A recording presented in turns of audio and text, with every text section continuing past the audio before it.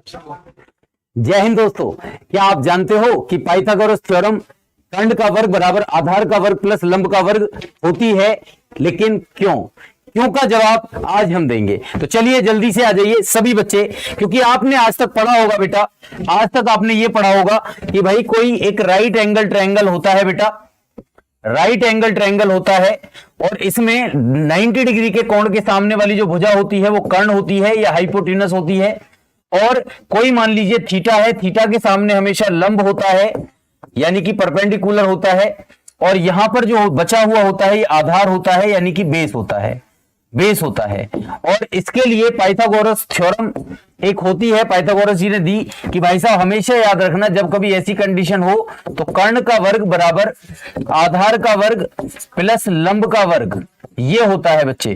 और आज हम बताएंगे ये क्यों होता है। कभी आपने जानने की कोशिश की कि ये क्यों होता है? आज हम जानेंगे। इसको वैसे तो कई तरीके से जाना जा सकता है, लेकिन एक अल्टीमेट तरीका मैं आपको सिखाने वाला हूं। तो चलिए बेटा हम क्या करते हैं, इसके लिए एक वर्ग लेते हैं, एक वर्ग लेते हैं जिसकी भुजा मान लीजिए कि भाई साहब इस तरीके से है कि मान लो ये ए है, ये बी है ना भाई, ये पार्ट ए है, ये बी है, ये ए है, ये बी है, और ये ए है और ये बी है। यानी कि ऐसा वर्ग लीजिए जिसकी भुजा ए प्लस बी है। यहां भी देखो ए प्लस बी भुजा है, यहां भी ए प्लस बी है, यहां भी ए प्लस बी है और यहां भी ए प्लस बी है।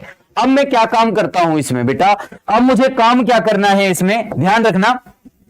अब मुझे यह करना है कि इसके अंदर एक और वर्ग बनाना है बेटा, एक और वर्ग बनाना है। इसके दो समांतर रेखाएं ऐसे खींचो और दो समांतर रेखाएं ऐसे खींचो बेटा, तो ये क्या बन जाएगा, एक वर्ग बन जाएगा अंदर। ये वर्ग बन गया।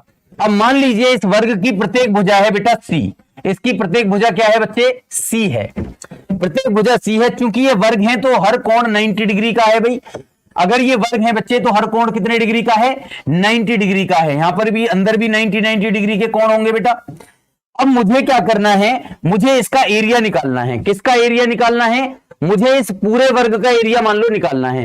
तो इस पूरे वर्ग का एरिया मेरा बच्चा ये होगा ए प्लस बी का होल स्क्वायर। क्या होगा, ए प्लस बी का होल स्क्वायर, क्योंकि इसकी भुजा भी ए प्लस बी, इसकी भी, इसकी भी, इसकी भी। तो पूरे वर्ग की भुजा जो है ए प्लस बी, ए प्लस बी, ए प्लस बी है, तो इसका वर्ग का क्षेत्रफल कितना होगा, ए प्लस बी का होल स्क्वायर हो जाएगा।